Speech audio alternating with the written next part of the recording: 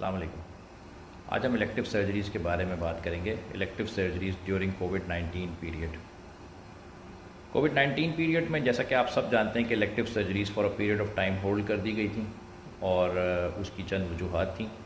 एक वजह ये थी कि शॉर्टेज ऑफ मैन पावर, ज़्यादातर एनेस्थीसिया के लोग इंटेंसिव केयर में काम कर रहे थे, और दूसरी वजह ये थी कि पेशेंट जो हॉस्पिटल आएगा और हॉस्पिटल में उस वक्त कोविड के पेशेंट ज़्यादा हैं, इवन वार्ड्स भी ओवर क्राउडेड थे, तो वो ऐसा पेशेंट जो मेडिकली फ्री है और जिसको कोई इमरजेंसी नहीं है वो कोविड कॉन्ट्रैक्ट ना कर ले। तो इन दो वजूहात की बिना पे सर्जरीज़ होल्ड पे थी, और अब 7-8 मंथ्स गुजर चुके हैं और बहुत ज़्यादा टाइम हो गया, और अब टाइम आ गया कि इलेक्टिव सर्जरीज स्टार्ट की जाए।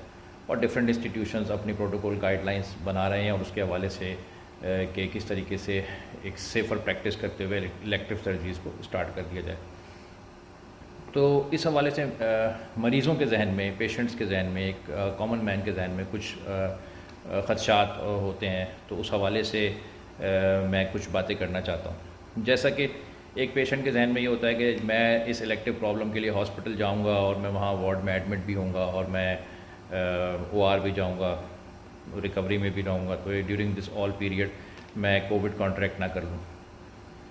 और इसी वजह से बहुत सारे लोग अपनी प्रॉब्लम को सस्टेन कर रहे होते हैं, और बहुत सारे लोग इवन के कंसल्टेशन भी नहीं करवा रहे होते कि इस हवाले से कंसल्टेशन करवा लें और कोई एडवाइस या ओपिनियन ले लें कि इसको मैं कितना लंबे अरसे तक इस प्रॉब्लम को सस्टेन कर सकता हूँ। तो उसमें दो चीज़ें हैं। एक तो वो प्रॉब्लम है जो आपको ईयर्स एंड ईयर्स से है, जिसको हम कोल्ड केसेस कहते हैं। मिसाल के तौर पे एक पेशेंट है, उसको इंग्वाइनल हर्निया है, वो पिछले 12 साल से है और वो उसको सस्टेन कर रहा है, और वो उसको इलेक्टिवली रिमूव करना चाहता है क्योंकि वो उसके साथ उसकी क्वालिटी ऑफ लाइफ पे फ़र्क पड़ रहा है। बट ये कोई इमरजेंट या अर्जेंट सिचुएशन नहीं है उसको। तो जहाँ उसने 10-12 साल वेट किया है, वहाँ वो 4-6 महीने और भी वेट कर सकता है। तो ऐसा पेशेंट रश ना करे। इसी तरीके से ऐसे और बहुत सारे प्रॉब्लम्स हैं। कोई बिनाइन से कोई लीजन्स हैं, स्किन के लीजन्स हैं, वो रिमूव करवाने हैं। कोई एस्थेटिक के कुछ केसेस हैं, कॉस्मेटिक प्रोसीजर्स हैं, उसको आप डिले कर सकते हैं। जहाँ आपने इतना किया है वहाँ पर और डिले कर सकते हैं।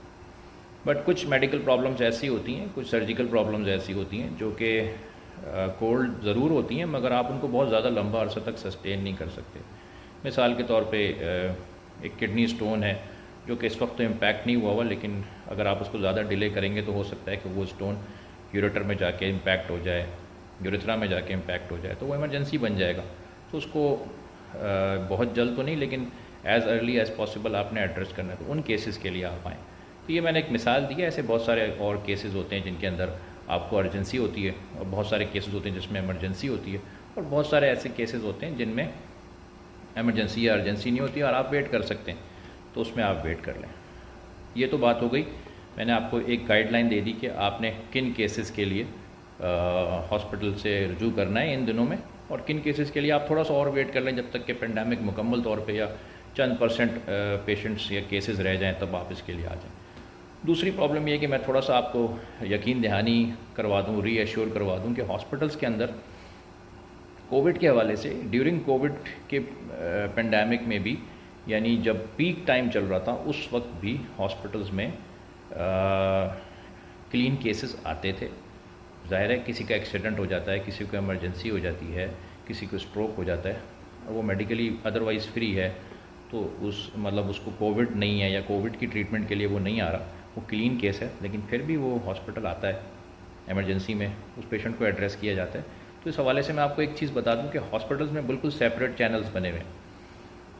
एंट्री से लेकर ER या OPDs से लेकर कॉरिडोर्स, लिफ्ट्स, वार्ड्स, OR, इन तमाम जगहों पे सेपरेट चैनल्स बने हुए हैं कि ये कोविड का एरिया है और ये नॉन कोविड एरिया है, और उसी हिसाब से पेशेंट्स को लिया जाता है, मूव किया जाता है, शिफ्ट किया जाता है।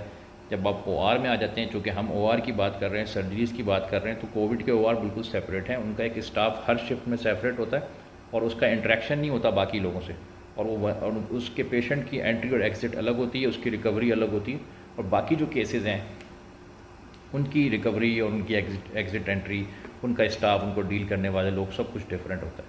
तो बिल्कुल बेफिक्र हो जाएं। ऐसा नहीं है कि हॉस्पिटल में आपको कोई इस तरह की कैजुअली डील किया जाएगा, या एक ही वार्ड होगा उसमें दोनों तरह के पेशेंट्स होंगे, या रूम है वो आज आपने लिया हुआ है, कल किसी कोविड के पेशेंट को मिल जाएगा और नेक्स्ट डे किसी और सर्जिकल पेशेंट को, ऐसा नहीं है। ये बिल्कुल सेपरेट सिस्टम है, उनकी कलर कोडिंग हुई हुई है और उसमें कंटामिनेशन की बिल्कुल गुंजाइश नहीं है। तो बिल्कुल बेफिक्र रहें, अपने प्रॉब्लम्स को एड्रेस करें एज़ अर्ली एज़ पॉसिबल, और अल्लाह आप सब लोगों को किसी भी सर्जिकल या मेडिकल प्रॉब्लम से महफूज रखे। बट जिन लोगों को ये प्रॉब्लम्स हैं उनके लिए मैंने एक छोटी सी कोशिश की है। Thank you. अस्सलाम वालेकुम।